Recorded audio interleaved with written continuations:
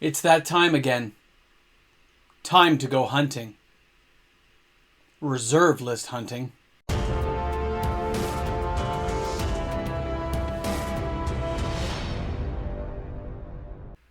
Hi everyone and welcome back. MTG Moxman here. If you're new to my channel, you've just found me in this nacho cheese universe of YouTube. Thanks a lot for watching this content today. I really hope you guys enjoyed it. Smash that subscribe button if you did enjoy it. It is free to do. Helps the channel grow. We're going to get to that 10,000 subscriber mark sooner rather than later. And we'll get to that party that's going to happen as well. Can't wait to see everyone there. We're going to have a blast. So remember, if you're new to the channel, turn on that notification bell. Give the videos a thumbs up. Watch right to the end because that's where the 10K stuff kind of comes in. It's important knowledge to know. And of course, new content is uploaded every single day and it's all free. You just got to hit that subscribe button. Looking forward to seeing your comments in the comments section. So when it comes to Magic the Gathering, one of my favorite things to do is go reserve list shopping, almost like window shopping. But in this case, I get to share that knowledge and information I find with the rest of you guys out there. So I go looking for some of the best prices I can find on cards that may have been at historically high levels and have slowly drifted back down into a possible buy point.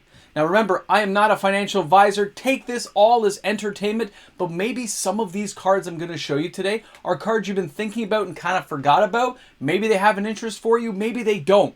But hunting on the reserve list and making sure you keep track of pricing is so important. And that's why so many people watch my channel. I do keep track of these things for you. You can watch the videos and catch up on what's going on out there on a whole selection of cards. So let's go ahead and take a look at some awesome pricing on some cards and have a great conversation about the reserve list. So the first card I want to talk to you all about today is Zirilan of the Claw from Mirage. Now, near mint, this card is $25 Canadian, okay? The average price, though, is $17.83 US. The market price is $18.58 US. And it's only €10.82 to get this card into your house. A moderately played copy, by the way, was about 20 bucks Canadian. Now, the formats here, you see Commander, Vintage, Legacy, but really what we're talking about for a card like this is Commander. The sales on this card are steady. The reason I'm mentioning it is the price hasn't really dipped down that much. It hasn't been jacked up that much. It's just starting to drift down slowly now, which is why I'm kind of keeping an eye on it. As a 3/4 creature, that's pretty weak and insignificant, but it's a 5 casting cost, and it's its ability that we care about. 2 red, 1 other, and you can, get a dragon card, just plop it onto the field of battle. Think about all the dragons out there right now that can be manipulated. From Tiamat being a dragon god, and think about the side effects and synergy you can find with a card like this. I'm surprised we haven't seen more sales recently in this particular card, but that doesn't mean it's not going to happen for the future. I myself do have a moderately played copy of this card. I must have had it since I was a teenager because I found it in one of my boxes a while back, and I did put it aside with my Tiamats just in case I'm going to do something with it later. But when I looked at it now, you go, the price is not bad. It hasn't been jacked up too much, but that kind of janky effect you just don't see anymore. And that means it could have unique mechanic material later on, depending on what other dragons, wizards, prints out there. Think about old Gnawbone. Think about the cards that are out there that can be used with this guy, as long as you can protect him. Very interesting mechanics can be used. So way to go. I'm going to recommend this one in the sense like it's a card to keep an eye on. I'm going to keep watching to see where the price goes. Remember, guys, purely entertainment purposes only. You'll make your own decisions on what kind of decks you want to build and what you want to look out there. I just found this card interesting. And our next card up is Zuberi the Golden Feather from Mirage. I know, Summon Legendary Griffin. Now at $5 Canadian near mint. An average price of $4.95 US. The market price is only $3.92 US. €3.15 to get this card into your home.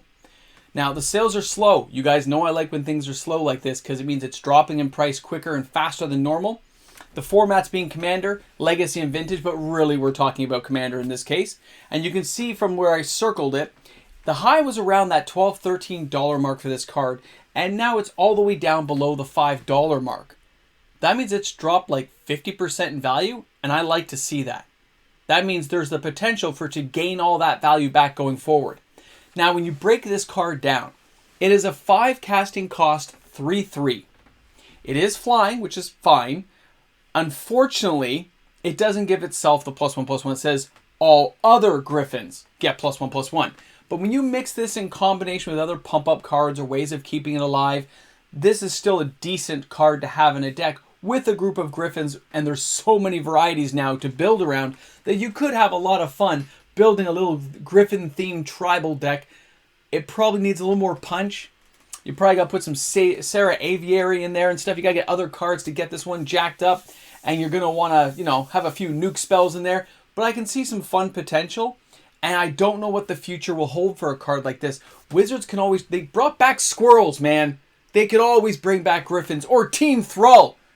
Because unlike our Team Thrall guy, Thrall champion, he gives himself the +1/+1, whereas they learned at that point, no, don't do it, and it says all other Griffins get +1/+1. So I can see where they're going with this. Very interesting card. You mix this with some shapeshifters in there, you could have a good time with these deck, okay? It could be a lot of fun and very cheap and affordable, which is what I like, because the potential growth can be so high on cards like this. Let's go ahead and take a look at our next card, and that is the Gate to Phyrexia. Now, these are not going to always be the cheapest cards, guys. They're cards that have sunk in price. So, Antiquities, we're going back the 30-year mark. This is an old school card. $120 Canadian for a near mint copy. There was moderately played for $89, which is quite the price discrepancy. I like to see that.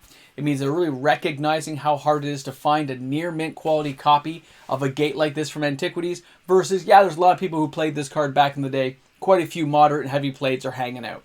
Now, the average price is $90.12 US. The market price is $87.38 US.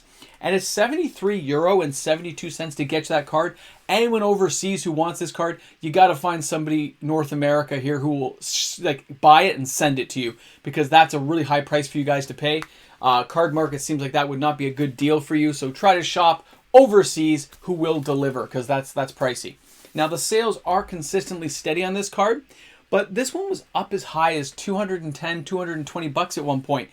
And look where it's at now. See, about half price. It's fallen about 50%. You see the bottom circle on the screen there as things come out. People, they get caught by the flash. We've talked about this. Look left, look right, and the price has changed. In this case, it's trending down. We know the King of Tacos loves this card, but it is a decent card for a low casting cost. I can see why people like it, and there's ways of manipulating the card that make it a lot of fun. Plus, the nostalgic history that goes along with being the Gate to Phyrexia. That's kind of cool right there with the historic lore that goes along with it. And, of course, the Brothers' War coming out this year. This card could see a resurgence the closer we get. So pay attention to those little tiny indicators. And if this is a card you haven't bought yet, you might be able to cash in on the fact that it's basically 50% off at this point. So way to go, Gate to Phyrexia, which, by the way, I don't own one. And I don't have the funds available right now to get one. I kind of bought a Gaia's Cradle. But I'm going to be looking at this one to see what happens with it. Let's go ahead and take a look at our next card, Tornado. All right, Tornado is from Alliances. Interesting card. I want to mention this one today. Very cheap, $2.50 Canadian near mint.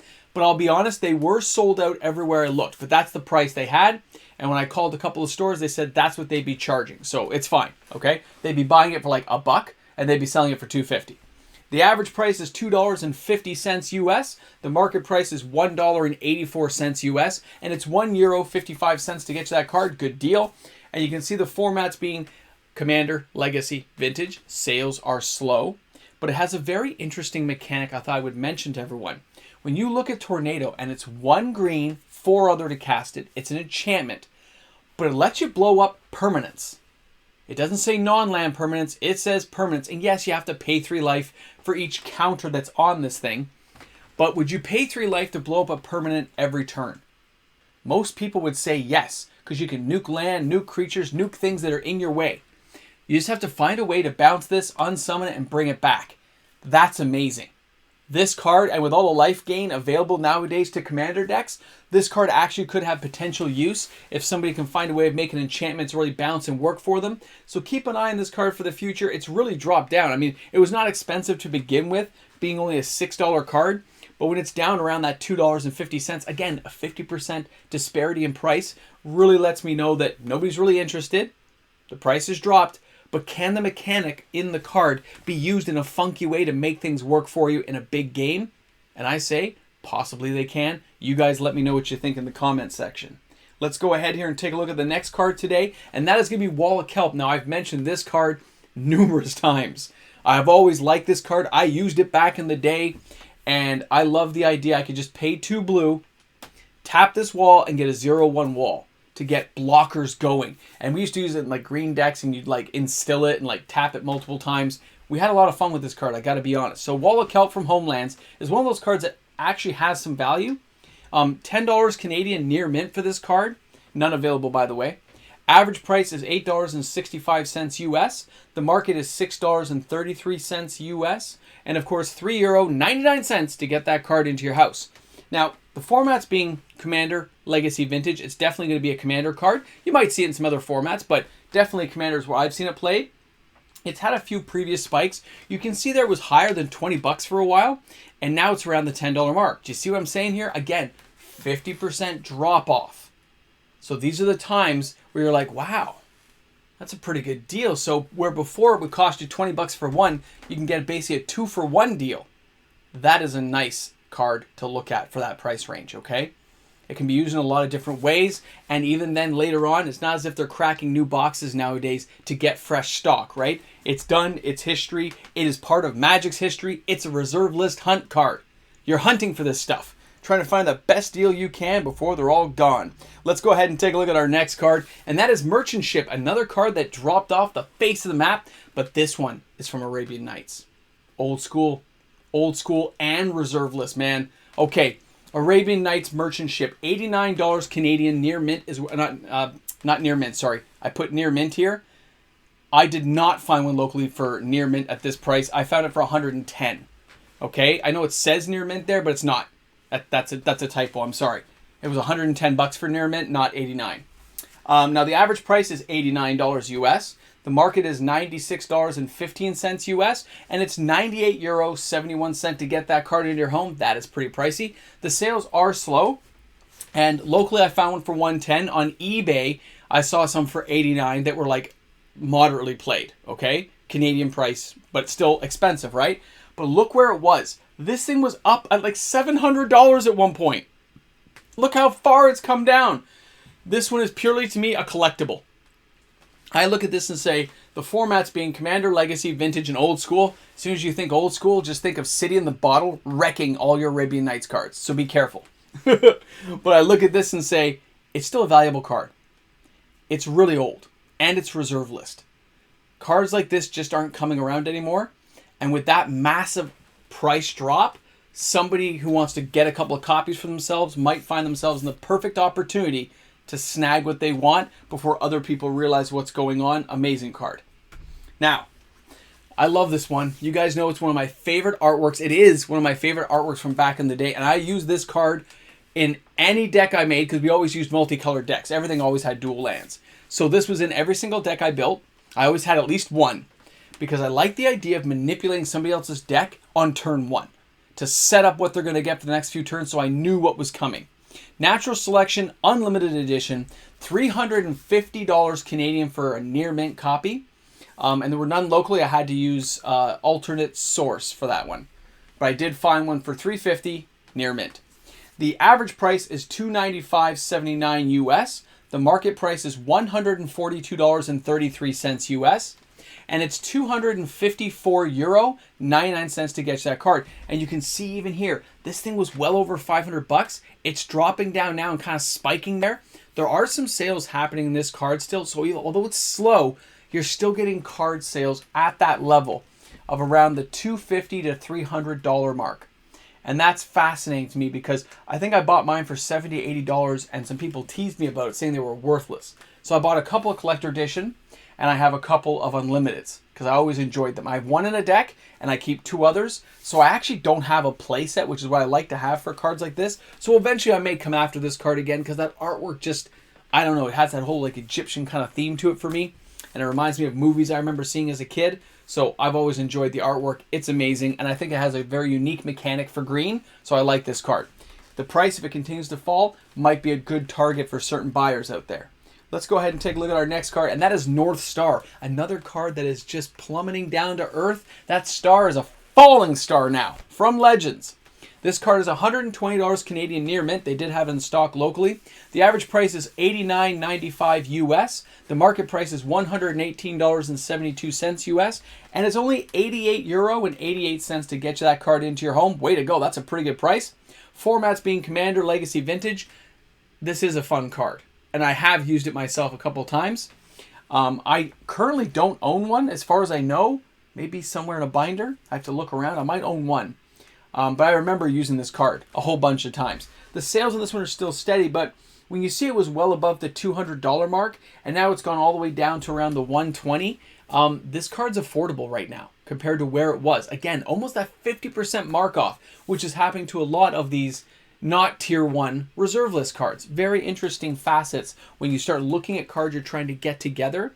And of course, the trading value on these is always pretty consistent, which is nice. Currently, right now on the reserve list, we're seeing quite a few opportunities for certain buyers to get in and grab cards they want. Some of the prices are very affordable for new players trying to get into the reserve list and start collecting certain cards to be used in the Commander format.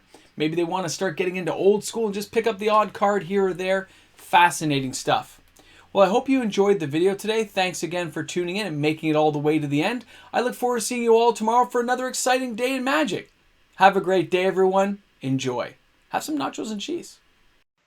Hey, a big shout out goes out to each and every one of the fantastic patrons on the channel. Patrons make the world go round. They make it spin up, down, left, right, and vertical, inverted, and horizontal. Because thanks a lot to all my patrons out there, we get to have content each and every day. I wonder how many licks it takes to get to the center of a Tootsie Pop. I'm not going to find out now. I just want to know. You guys have a great day today. I'll see you all tomorrow.